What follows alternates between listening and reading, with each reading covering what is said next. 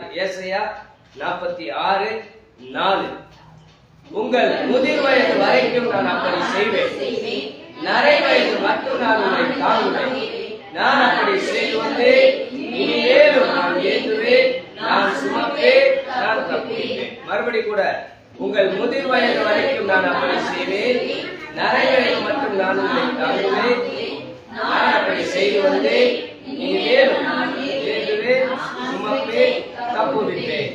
அல்லேலூயா. நம்மை சுமக்கும் கர்த்தர். இந்த மாதத்தில் ஆண்டவர் நமக்கு சொன்னது, நான் உன்னை சுமப்பேன், நான் உன்னை சுமப்பேன். எத்தனை பேர் ஆமென் சொல்ல முடியும்? அல்லேலூயா. கர்த்தர் நம்மை சுமக்கிற தேவன் என்பதை குறித்து நாம் பார்க்க போகிறோம். இந்த மாதத்தில் ஆண்டவர் திட்டமா சொல்றாரு, என் மகனே, என் மகளே, நீ எவ்வளவோ கஷ்டங்களை நீ சுமந்து கொண்டிருக்கிறாய், எவ்வளவோ பாடுகள் வேதனைகளை நீ சுமந்து கொண்டிருக்கிறாய். அந்த பாடுகள் வேதனைகளோடு கூட உன்னை நான் இந்த மாதத்தில் சுமக்க போகிறேன். எத்தனை பேர் ஆமென் சொல்றீங்க? அல்லேலூயா. நம்மை சுமக்கிற ஒரு தேவன் இருக்கிறார். ஆண்டவர் சமூகத்தில் அமர்ந்த போது, ஆண்டவரே, நான் இந்த வார்த்தைகளை ஆமென் ஏற்கனவே நான் சொல்லி இருக்கிறேன் ஆண்டவரே. அதுக்கு சொல்லும் போது ஆண்டவர் சொன்னார், கொஞ்சம் கவனித்துப்பார், கொஞ்சம் உற்றுப்பார் என்று சொல்லும் போதே அதிலே கவனித்து பார்க்கும் போது, ஆமென், உங்கள் முதிர் வயது வரைக்கும் நான் அப்படி செய்வேன், நரை வயது மட்டும் நான் உங்களை தாங்குவேன் என்று சொல்லிவிட்டு, நான் அப்படி செய்து வந்தேன். புதுசா செய்யல, நான் ஏற்கனவே அப்படிதான் செய்து வருகிறேன். என்னை நம்பி வந்த பிள்ளைகளை, என் சமூகத்தில் வந்த பிள்ளைகளை, என்னையே அடைக்கலமாய் கொண்டிருக்கிற பிள்ளைகளுக்கு நான் அப்படித்தான் செய்து வந்தேன். எப்படி ஆண்டவரை செஞ்சீங்க? எப்படி ஆண்டவரை செஞ்சீங்க? நான் தான் அவர்களை 3வது வசனத்துல சொல்றாரு, ஆமென், யாக்கோபின் சந்ததியாரே, இஸ்ரவேல் சந்ததியில் மீதி ஆகிய சகல ஜனங்களே, நீங்க கொஞ்சம் கவனிச்சு பாருங்க, எனக்கு செவி கொடுங்க. நான் தாயின் வயிற்றில் தோன்றினது முதல், நான் தாயின் வயிற்றில் தோன்றினது முதல் உங்களை ஏங்கினேன். கவனிச்சு பாருங்க, செவி கொடுத்து பாருங்க, கொஞ்சம் உற்று பாருங்க. உங்க தாயின் கருவுல ஒரு கரம் நம்மை தாங்கினது. நான் என் தாயின் வயிற்றில இருக்கும் போதே ஒரு கரம் என்னை தாங்கினது. நான் தான் அப்படி செய்து வந்தேன். அல்லேலூயா. நான் தான் அப்படி செய்து வந்தேன். கொஞ்சம் கவனித்து பார், செவி கொடுத்து பார். உன்னை தாயின் வயிற்றுல ஒரு அணுவாக இருக்கும் போது, ஒரு புள்ளியாக இருக்கும் போது, ஒரு செல்லாக இருக்கும் போதே என்னுடைய கரம் உன்னை ஏந்த ஆரம்பித்தது.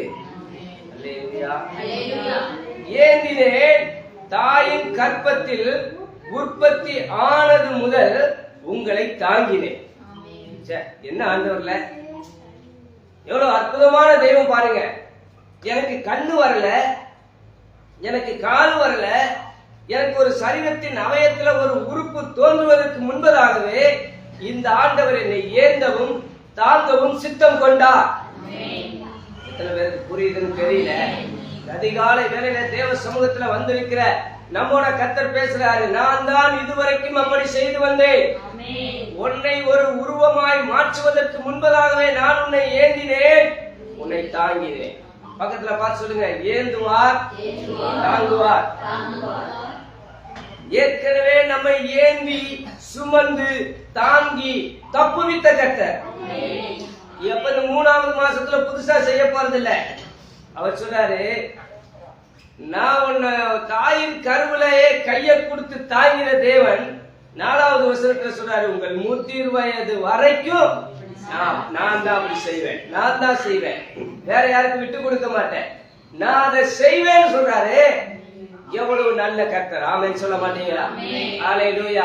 நாம நினைக்கிறோம், இவங்க என்ன தாங்குவாங்களா, அவங்க என்ன தாங்குவாங்களா, இந்த பணம் வந்துருச்சுன்னா அது எனக்கு கொஞ்சம் நல்லா சாதகமா இருக்குமே, இந்த சூழ்நிலையில இவங்க எனக்கு ஆறுதலா இருப்பாங்களே நினைக்கிறோம். யாரும் நம்மை தாங்குவதில்லை.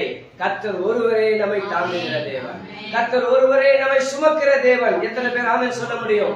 இந்த மாதத்துல ஆண்டவருடைய வார்த்தை அற்புதமாய் சொல்லுகிறது, நரை வயது மட்டும் அப்படி நான் உங்களை தாங்குவேன், நான் தான் அப்படி செய்து வந்தேன் என்று சொல்லிவிட்டு, ஆண்டவரே, என்ன ஆண்டவரே சொல்றீங்க அப்படின்னா, ஆண்டவர் சொல்றாரு, இனிமேலும்.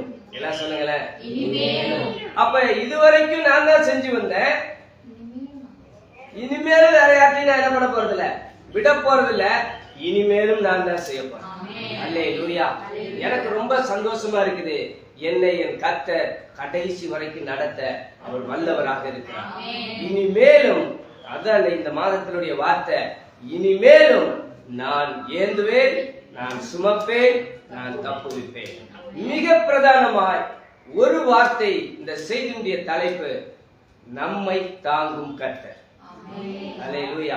பக்கத்துல பார்த்து சொல்லுங்க, நம்மை தாங்கும் கர்த்தர் இனிமேலும் தாங்குவா, இனிமேலும் சுமப்பா, இனிமேலும் தப்புவிப்பா. இதுவரைக்கும் நம்ம தலையை தப்புவித்தவர், இதுவரைக்கும் நம்ம ஜீவனை தப்புவித்தவர், இதுவரைக்கும் நம்மை பல காரியத்திலிருந்து பல நபர்களிடமிருந்து தப்புவித்த கர்த்தர் இந்த புதிய மாதத்திலும் என்னை தப்புவிப்பார். எத்தனை பேர் சொல்ல முடியும்? அத்தனை பேர் மேலையும் தேவ அபிஷேகம் இறங்கி வருவதாக, அத்தனை பேர் மேலையும் தேவக்கரை இறங்கி வருவதாக. ஆண்டவரே, உடைய கரம் எங்கள் மேலே இருந்து எங்களை தாங்கி எங்களை தப்புவித்து எங்களை ஆண்டவரே சுமப்பதாக. அல்லேலூயா, ஸ்தோத்திரம். எப்படி தாங்குவார்? இனிமேலும் தாங்க போகிற கர்த்தர். ஸ்தோத்திரம். ஏசாயா 41:10 சொல்லுகிறார். ஏசாயா 41 அதிகாரம் 10வது வசனத்துல, ஸ்தோத்திரம், நீ பயப்படாதே. அப்ப தாங்குகிற கர்த்தர் தூரத்திலிருந்து ஏதோ ஒரு நேரத்துல வந்து தாங்கல, கூடவே இருக்கிறார். அல்லேலூயா. தூரத்தில் அல்ல, என்னோடு கூட இருக்கிறார், என் அருகில் இருக்கிறார், எனக்குள்ள இருக்கிறார். ஆபத்து நேரத்தில் என்னோடு கூட இருந்து என்னை தப்புவித்து என்னை கரப்படுத்தி என்னை தூக்கி சுமந்து காத்து வருகிற கர்த்தர். அல்லேலூயா. நீ பயப்படாதே, நான் உன்னுடனே இருக்கிறேன், திகையாதே, நான் உன் தேவன். கவனி, நான் உன் தேவன். நீ கொஞ்சம் பாரு, நான் உன் தேவன். என்ன ஆண்டவரே செய்வீங்க? நான் உன்னை பலப்படுத்துவேன். அல்லேலூயா. எப்படி ஆண்டவரே நான் தூக்கி சுமப்பீங்க? நான் உன்னை தூக்கிட்டாலே உன்னை பலப்படுத்துறேன்னு அர்த்தம். 2 மாசம் ஒரு வேலை சின்ன சின்ன பலவீனங்கள் இருக்குமானா, எலும்ப முடியாம இருக்குமானா, இந்த மாதத்துல ஆண்டவர் கரத்தை நீட்டி பலப்படுத்த போறார். நான் உன்னை பலப்படுத்தி உனக்கு உதவி செய்வேன். எப்படி சுமக்க போறாரு? கரத்தினால் சுமக்க போறாரு. கரத்தை நம்ம பார்க்க போறோம். எத்தனை பேர் ஆக சொல்ல முடியும்? இதுவரை கண்டிராத ஒரு தேவக்கரம் என் மத்தியில வெளிப்படும் சொல்றவங்க மட்டும் ஆவில நிரம்பி ஆமென் கரங்களை தட்டி ஆவில நிரம்பி எனக்கு ஒரு கரம் வெளிப்பட போகிறது. கரமாய் லாபா சத்தரா சதாரமானி தாராதாரமா ஒரு கரம் வெளிப்படும் மகனே, ஒரு கரம் வெளிப்படும் மகனே. ஓ சகோதரனே, சகோதரியே, ஒரு தேவக்கரம் உன்னை தாங்குகிறது, ஒரு தேவக்கரம் உன்னை தூக்கி பிடிக்க போகிறது, ஒரு தேவக்கரம் உன்னை சுமக்க போகிறது.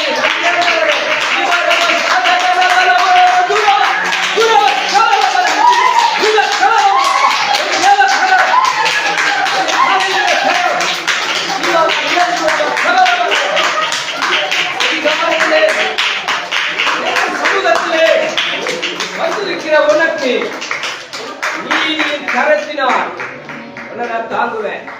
உனக்கு அநீதி இழைத்தவர்கள் மத்தியில, உன்னை நிந்தித்து அவமானப்படுத்தினவர்களுக்கு மத்தியில, உன்னை கீழே தள்ளினவர்கள் மத்தியிலே ஒரு கரம் உன்னை தூக்க போகுது. எத்தனை பேர் ஆமை சொல்றீங்க? ஒரு கரம் நீட்டப்பட போகிறது.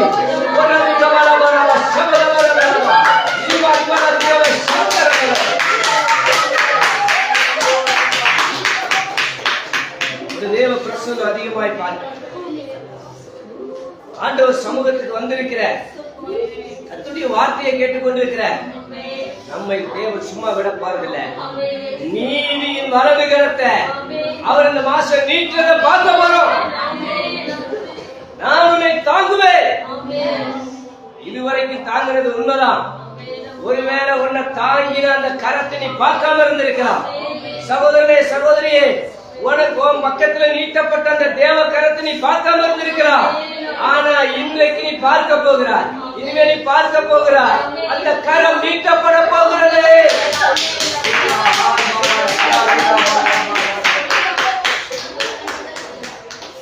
ஆண்டவர் சொல்றாரு, என் நீதியின் வலது கரத்தினால் உன்னை தாங்குவேன்.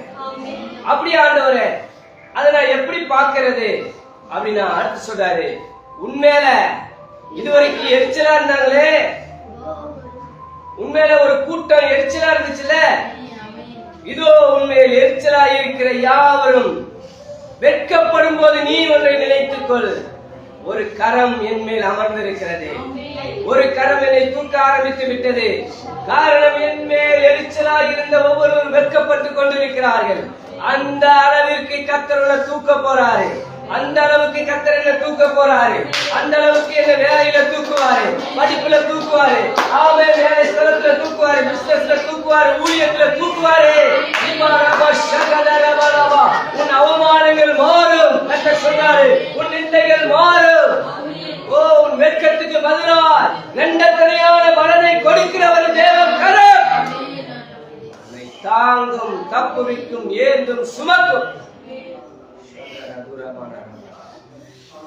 13வது வசனத்துல வாசிக்கும் போது, உன் தேவனாயிருக்கிற கர்த்தராகிய நான்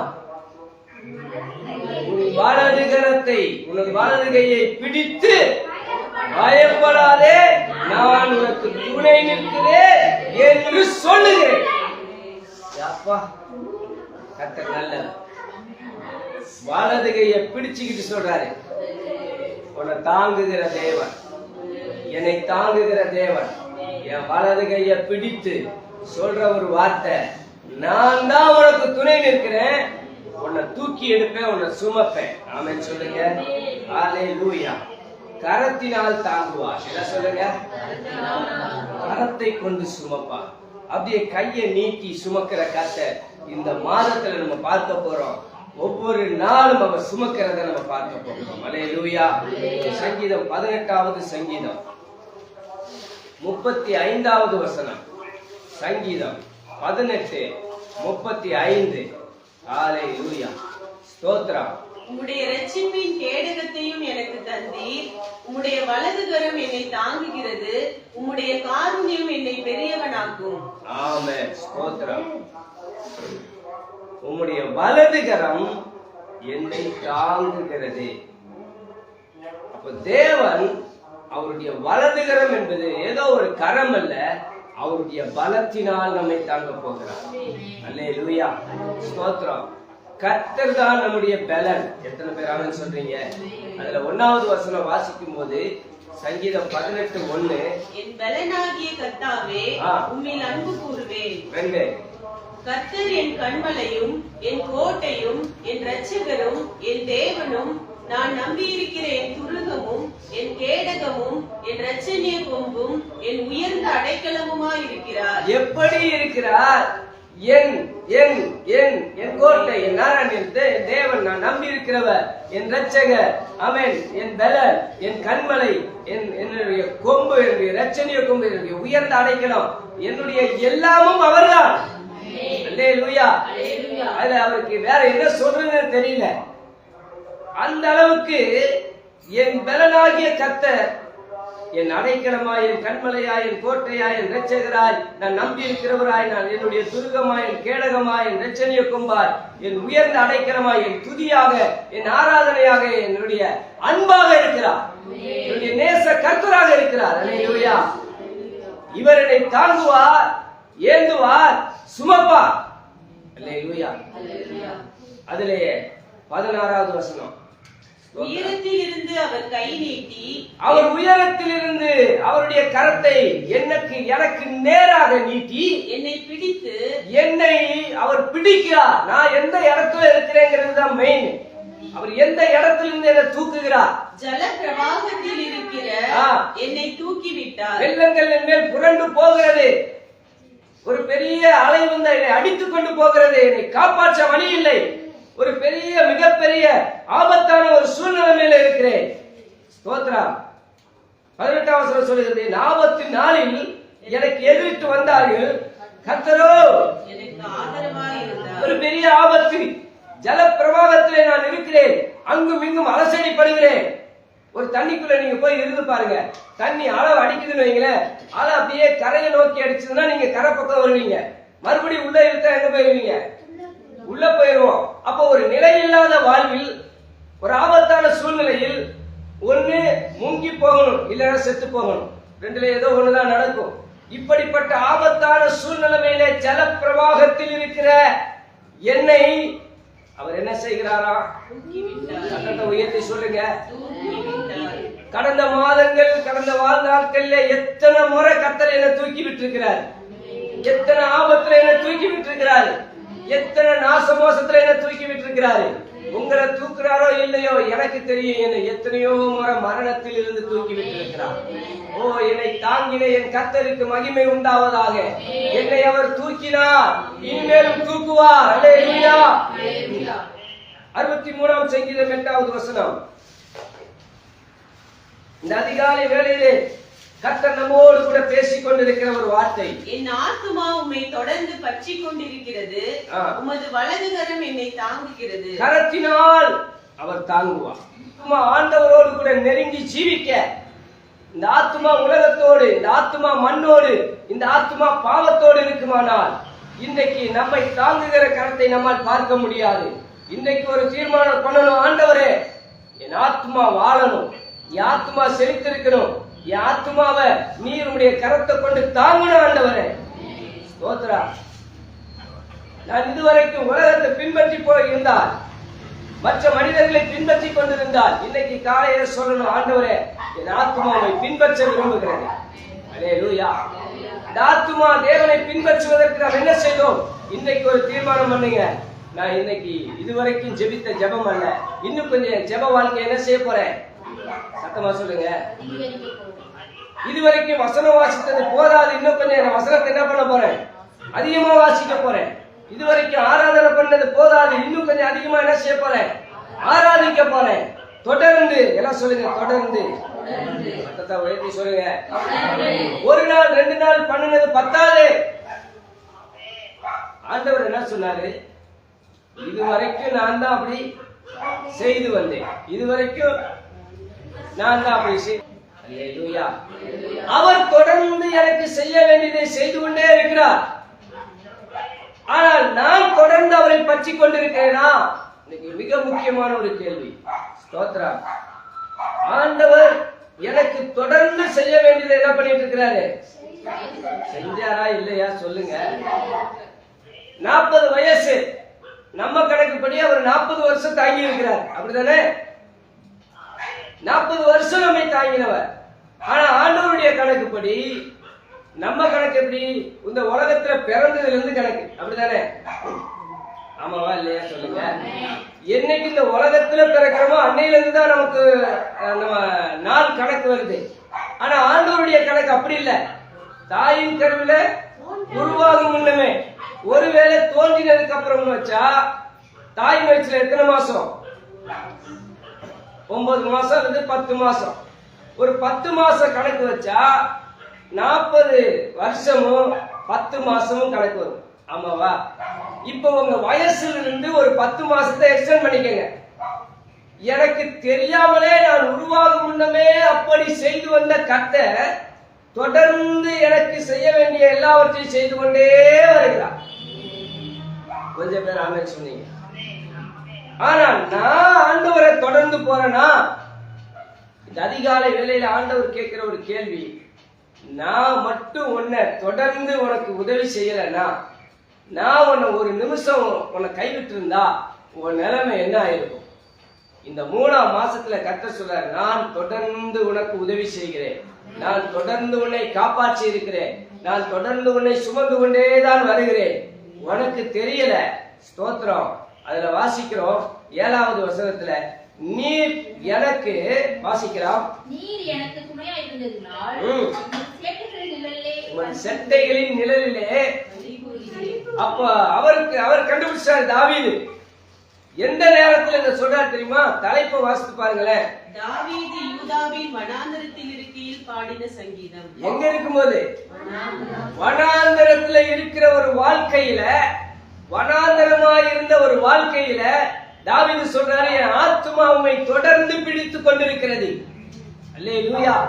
ஒரு தேவ பிள்ளைக்கு இதுதான் அடையாளம். ஆண்டவர் என்ன தாங்கணும், என்னை ஏந்தணும், அவர் கரத்துல என்ன சுமக்கணும்னா நான் அவரை உறுதியாக பின்பற்ற வேண்டியது அவசியம். ஏனென்றால் 3ஆம் வசனம் சொல்லுகிறது, ஜீவனை பார்க்கிலும் உமது கிருபை நல்லது.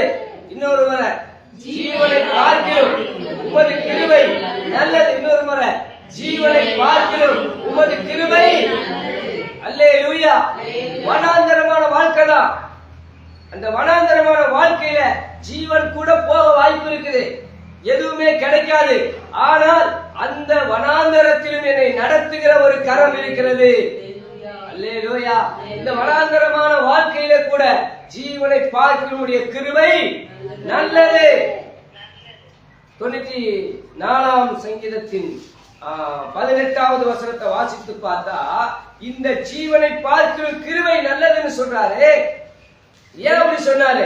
என் கால் சறுக்குகிறது என்று நான் சொல்லும் போது கர்த்தாவே உமது கிருபை என்னை தாங்குகிறது. பாத்தீங்களா? ஜீவனை பார்க்கும் கிருபை நல்லது. எக்ஸாம் எழுதுற பிள்ளைகளுக்கு சொல்றேன், கிருபையை சார்ந்து போங்க. ஆண்டவருடைய கிருபை உங்க மேல இருக்கும். அல்லேலூயா. இந்த கிருபையை குறித்து சொல்லும் போது அதுல 18ஆம் வசனத்துல என்ன வாசித்தோம்? என் கால் சறுக்குகிறது என்று நான் சொல்லும் போது, என் கால் சறுக்குது ஆண்டவரே அப்படின்னு சொல்லும் போது, எல்லாம் சொல்லுங்க, சொல்லும் போது. சொன்ன பிறகா? சொல்லிக்கிட்டு இருக்கும் போது கர்த்தாவே உமது கிருபை என்னை தாங்குகிறது. என்ன நான் சொல்லிக்கிட்டு இருக்கும் போதே வந்து அப்படியே கிருபை என்னை தாங்குதப்பா. அல்லேலூயா. அந்த கிருபை நம்மளை தூக்குதே. நான் ஒண்ணு சொல்லட்டுமா? இந்த வார்த்தை அப்படியே நிறைவேறுகிறது. 17ஆம் வசனம் சொல்லுகிறது, கர்த்தர் எனக்கு துணையாயிராவிட்டார் என் ஆத்மா சீக்கிரத்துல மௌனத்துல வாசமா இருந்திருக்கும், ஒன்னில்லாம போயிருக்கும். ஆனா என் கால் கொஞ்சம் சறுக்கிற மாதிரி இருக்குதுன்னு சொல்லிக்கிட்டு இருக்கும் போதே அவருடைய கிருபை என்னை சுமக்க ஆரம்பிக்கிறது. ஒவ்வொரு தேவ பிள்ளையும் அவருடைய கிருபை சுமக்கும். அல்லேலூயா. நான் சுமப்பேன், இனிமேலும் சுமப்பேன்னு சொல்ற ஆண்டவர் சுமக்கிறார், தாங்குவார், தப்புவிப்பார், ஏந்துவார். அல்லேலூயா. ஸ்தோத்திரம். ஆண்டவர் சொன்னார், வருத்தப்பட்டு பாரம் சுமக்கிறவர்களே நீங்கள் எல்லாரும் என்னிடத்துல வாருங்கள், நான் உங்களுக்கு இளைப்பாறுதல் தருவேன். நீங்க சொன்ன 2 காரியம், கரத்தினால் தாங்குவார், கிருபையினால் தாங்குவார். கரத்தினால் சுமப்பார், கிருபையினால் சுமப்பார். அல்லேலூயா.